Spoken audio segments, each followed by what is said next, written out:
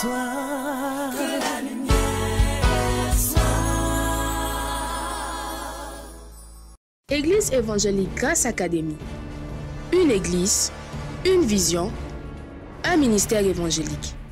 Une ambassade du royaume de Dieu, un peuple d'adorateurs, une église sans cloison, une voix prophétique, une vision pour sa génération. Nous prêchons et vivons l'évangile du royaume. Grâce Académie.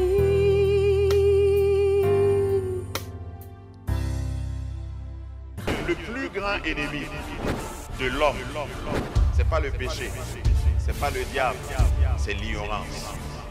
Et pour chasser l'ignorance, il faut que la lumière soit. Grâce Académie.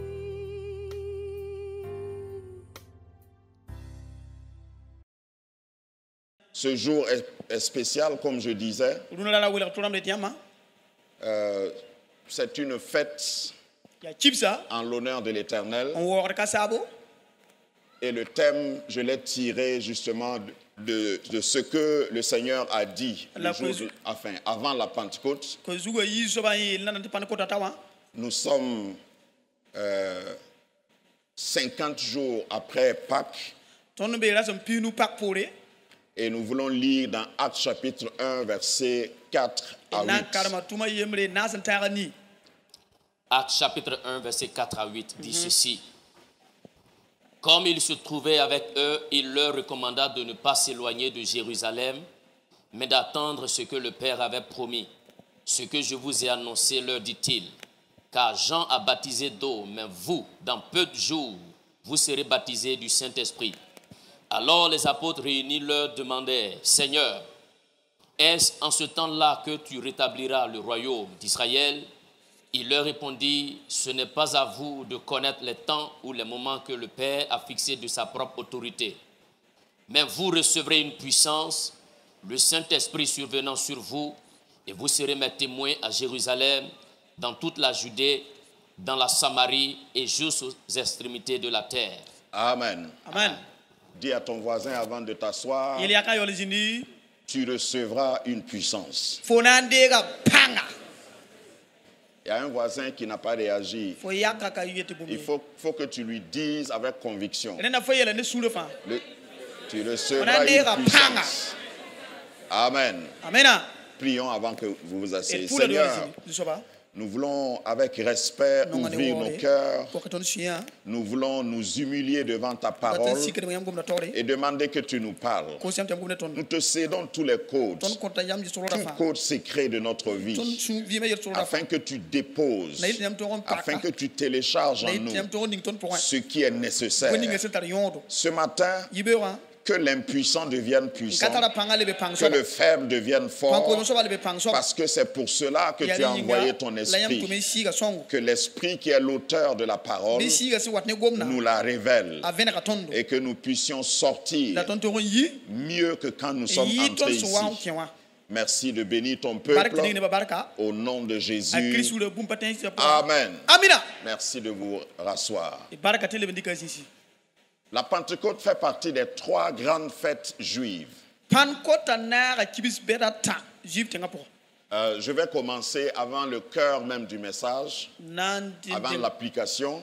En premier point, voir ce que Pentecôte veut dire, le sens et les origines de Pentecôte. Pentecôte en grec, Pentecosté, qui veut dire simplement 50e. Bon. Au fait, quand tu es en train de te vanter, moi je suis un pentecôtiste. En grec, ça veut dire je suis un 50e. C'est tout. Voilà. Donc, si tu fêtes la Pentecôte sans savoir l'application spirituelle, tu es jusqu'à 50e. On compte 1, 2, 3 jusqu'à 50. Et le sens de mon message veut aujourd'hui t'amener à réaliser le sens spirituel de la Pentecôte. Sinon, tu vas te vanter pour rien. Il y avait 3 grandes fêtes, la fête de la Pâque, la fête des tabernacles et la fête de Pentecôte. On pouvait dénombrer environ 7 fêtes juives, mais ces 3 fêtes sont les principales fêtes où chaque juif se donnait l'obligation de célébrer. Pentecôte se célèbre 50 jours après Pâques. C'est pourquoi ça s'appelle Pentecôte. Pentecôte, 50e. Maintenant, il y a certainement des applications. Dans notre texte, Jésus a dit à ses disciples, restez sur place ou restez dans le même lieu jusqu'à ce que je vous ai promis, ce que le Père a promis, vienne. Ne vous dispersez pas. Pour dire que l'Esprit Saint est donné à ceux qui sont déjà sauvés, ceux qui connaissent déjà le Seigneur. Mais Dieu ou Jésus dit ici dans ce texte de ne pas se contenter d'être sauvé, mais il faut recevoir la puissance venant du Saint-Esprit. Tout à l'heure, je vous ai fait répéter, vous recevrez une puissance, mais cette puissance a un nom. La puissance que donne le Saint-Esprit n'est pas juste une influence. La puissance dont il est question est une personne. La 3e personne de la Trinité. Et si je veux rattacher le message d'aujourd'hui à notre thème de l'année, je puis tout par celui qui me fortifie. Il faut que tu reçoives cette puissance pour pouvoir tout. Sinon tu ne peux pas tout. Vous recevrez une puissance. Je voudrais te suggérer que la puissance, au fait, c'est une monnaie universelle. Puissance. Il faut que tu aies de la puissance dans tous les domaines. Si tu es impuissant dans un domaine de la vie, en affaires, en entreprise, socialement, aujourd'hui, il y a des gens qu'on désire comme moro puissant. Si tu veux réussir, il te faut la puissance. Si tu veux être quelqu'un qui peut tout, il te faut la puissance. Le Saint-Esprit n'a pas été donné juste pour que nous puissions déclarer que nous sommes pentecôtistes. Le Saint-Esprit est donné pour que tu sois puissant dans les affaires, dans ton ministère et dans tous les domaines de la vie. Le Saint-Esprit est une puissance portative. Ce n'est pas quelque chose que tu laisses à l'église et puis tu viens saluer chaque dimanche ou bien chaque Pentecôte une fois par an. Le Saint-Esprit est descendu et a habité en chacun. Les 120 qui étaient dans la chambre haute, dans Actes chapitre 2, ils ont reçu chacun. Provoque ton voisin, demande-lui, est-ce que tu peux voir la flamme sur ma tête?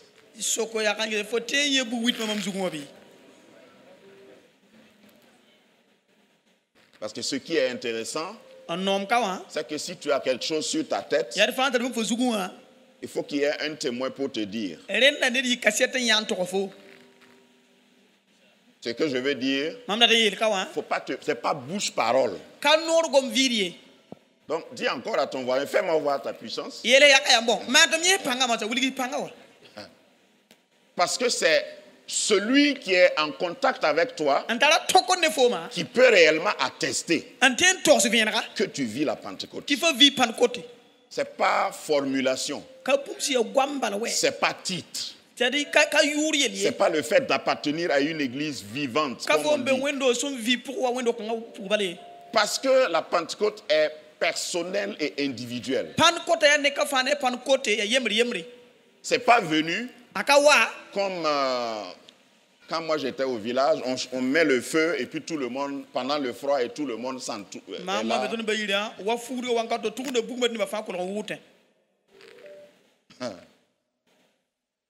Tu ne vas pas dormir ici. Donc dis à ton voisin, garde ta puissance, j'ai la mienne. Et j'espère que tu as vraiment ta puissance.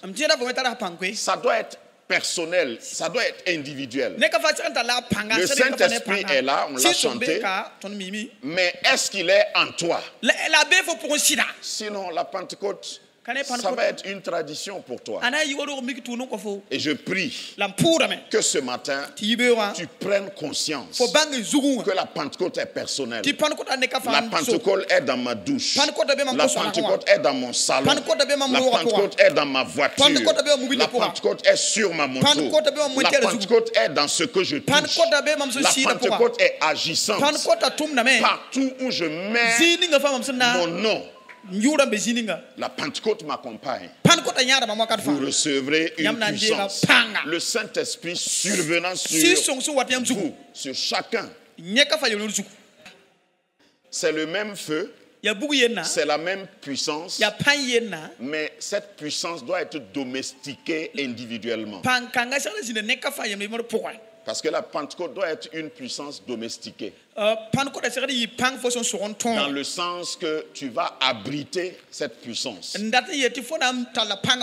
Vous savez qu'il y a des puissances qui ne sont pas domestiquées. Et toute puissance qui n'est pas domestiquée est dangereuse. Alors, je n'ai pas le temps et je ne vais pas aborder ça ce matin. Mais ce que je vais évoquer, c'est qu'il y a des pentecôtistes qui dérangent. Ils ont une puissance sauvage. Si tu suis mon regard, tu sais de quoi je parle. Pentecôtistes, si tu t'arrêtes à côté d'eux, ils te brûlent.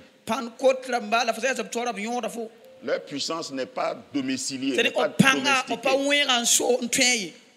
Ils sont chauds seulement à l'église. Et ils peuvent te frapper en parlant en langue. C'est pas de ça que je parle. La Pentecôte doit venir sur quelqu'un et rendre la personne une autre personne. C'est-à-dire ce que naturellement tu ne pouvais pas faire en bien. La Pentecôte, le Saint-Esprit te rend capable. Et puis les gens commencent à témoigner. Ah, mais c'est lui qui est devenu comme ça. C'est elle qui est devenue comme ça. C'est ça la vraie Pentecôte. Domestiqué. Domicilié. Tu travailles devant un patron méchant. La Pentecôte devient active en toi. Le Saint-Esprit devient actif en toi. Et tu peux répondre avec douceur. Devant un mari qui te dérange, il n'est pas venu ce matin. Tu peux répondre avec douceur. Devant une femme qui t'énerve, qui n'est pas là ce matin, tu réponds avec douceur. Ça, c'est le bénéfice de la Pentecôte.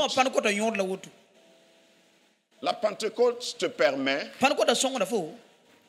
d'avoir du feu, mais pas un feu qui brûle, qui détruit, mais un feu qui purifie.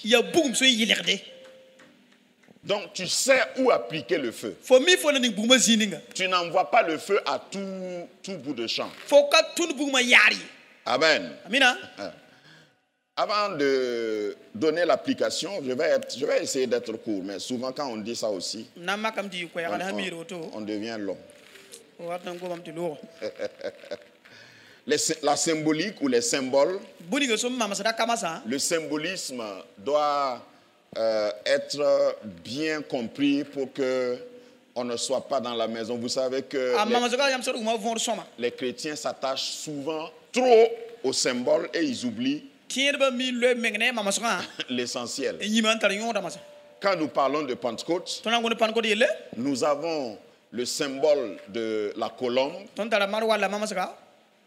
Et ce symbole est communément adopté par l'Église. Et c'est tiré du baptême de Jésus, par exemple dans Luc 3, 22. Il est dit que quand Jésus est sorti de l'eau, l'Esprit est descendu sur lui sous la forme d'une colombe. Répète avec moi, sous la forme. Mais est-ce qu'on a dit que c'est une colombe? Le Saint-Esprit n'est pas un oiseau. Parce qu'il y a des gens... J'ai même eu un ami, on priait ensemble et on priait pour chercher le baptême du Saint-Esprit. Et à un moment donné, il s'est arrêté, il m'a dit, je sens qu'il y a quelque chose qui a changé à moi pendant la prière.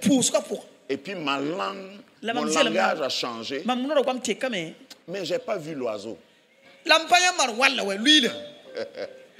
y a beaucoup de chrétiens, non, ça fait rire, mais il y a beaucoup de chrétiens qui sont bloqués par un oiseau. Ils demandent le baptême du Saint-Esprit, mais ils veulent voir un oiseau blanc. Trouer leur plafond et puis faire venir s'asseoir. Et ils vont dire Amen. Je l'ai reçu. On a dit sous la forme. C'est-à-dire, ça parle de l'attitude de la colombe, mais pas la forme de la colombe en réalité. Pas la forme corporelle, je veux dire. Quand une colombe veut s'asseoir, se poser sur une branche, ça vient doucement. Ça ne vient pas atterrir comme un vautour. Ça vient doucement. Forme. Lorsque tu fais du bruit, la colombe fait quoi? Elle s'envole. Donc c'est un symbole, ce n'est pas le corps. Il ne faut pas réduire le Saint-Esprit en un oiseau, en une colombe. Il faut savoir que le Saint-Esprit est une personne. Le Saint-Esprit a des sentiments.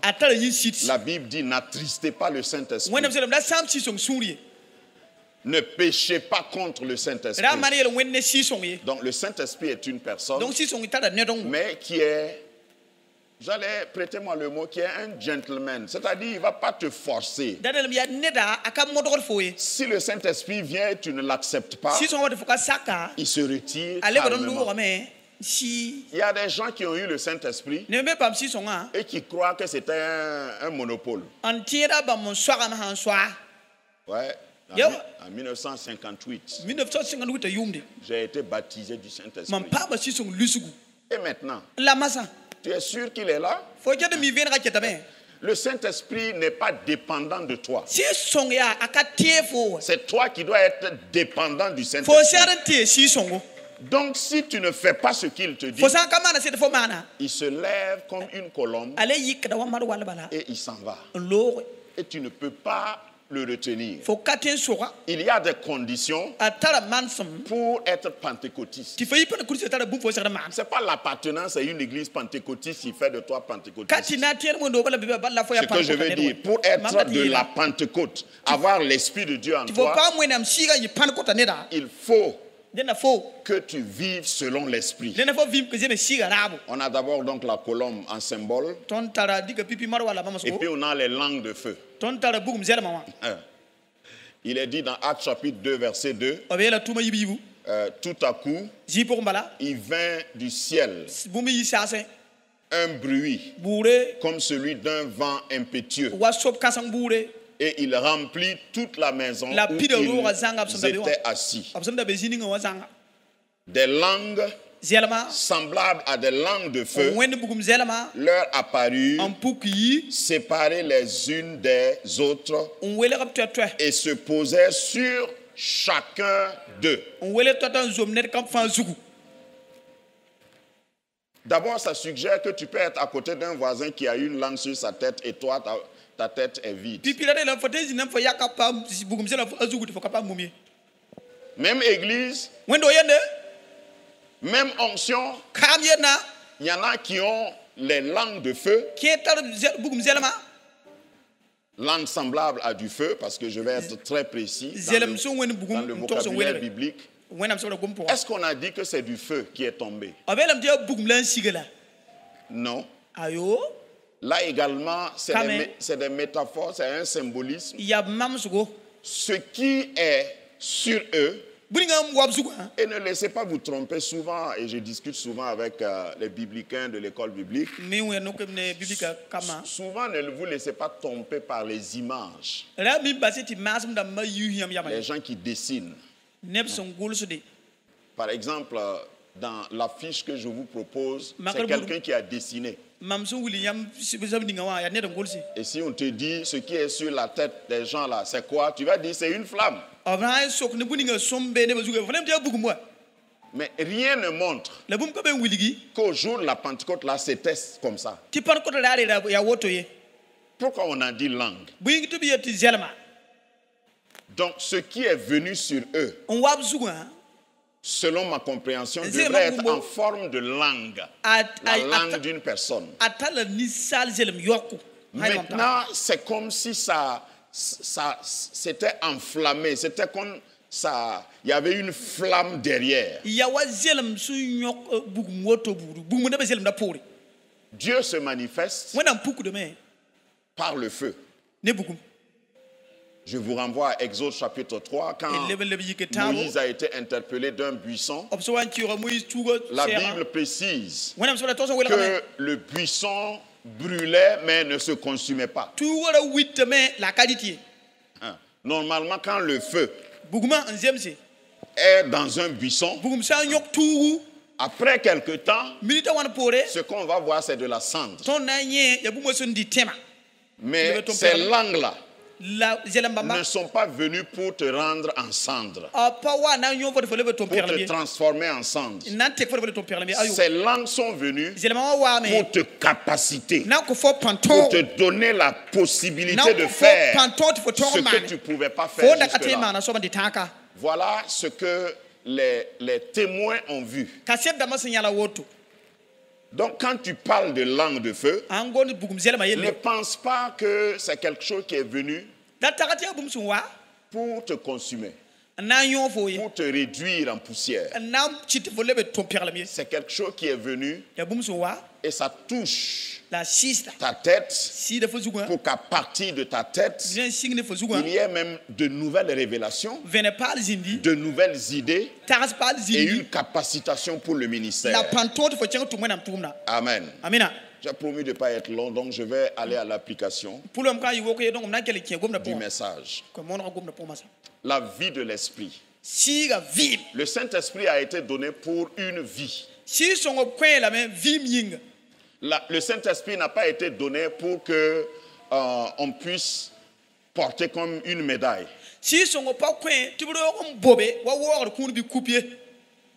Le Saint-Esprit n'a pas été donné pour que tu dessines ou tu écrives sur ton t-shirt rempli du Saint-Esprit. Le Saint-Esprit n'a pas été donné pour que tu parles en langue pour intimider ton voisin. Ou bien vous n'avez pas encore rencontré des chrétiens spéciaux comme ça. Les chrétiens, leur parler en langue là, c'est pour te dire, toi tu n'es rien.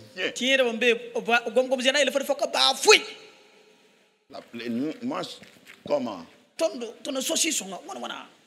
J'ai même vu un chrétien, quand il est énervé, il parle en langue. Non, je n'exagère rien. C'est quand il veut boxer quelqu'un, c'est pas pour ça. Ça, c'est une Pentecôte chimique.